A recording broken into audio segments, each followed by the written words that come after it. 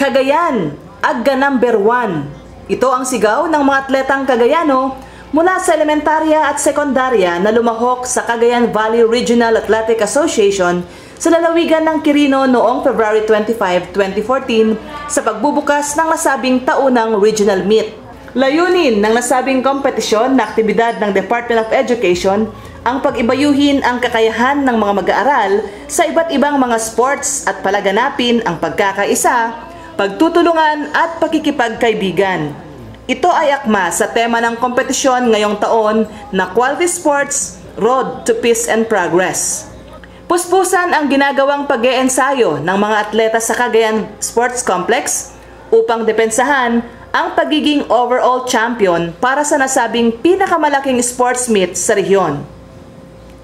Ilan sa mga sports events sa Cabraa ay basketball, volleyball, baseball, softball, gymnastics, soccer, archery, swimming, track and field at marami pang iba.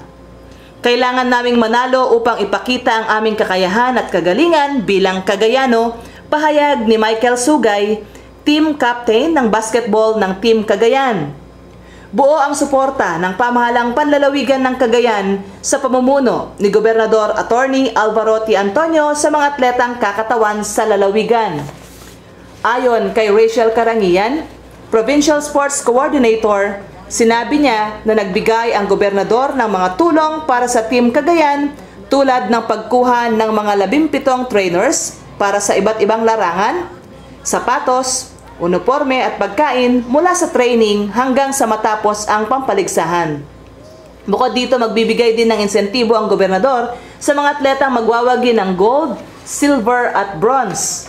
Sa kabilang dako, makikita ang pagtutulungan ng DepEd at probinsya sa paghubog sa mga atleta at sa paghikayat sa kanila na lalong pagbutihan ang kanilang training upang malinang ang kanilang mga kakayahan.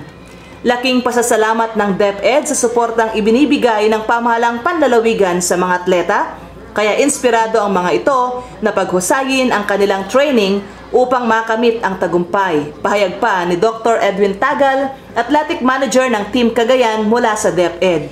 Sinigurado ng mga atleta na iuwi nila ang mga pinakaaasam na mga medalya sa iba't ibang mga larangan.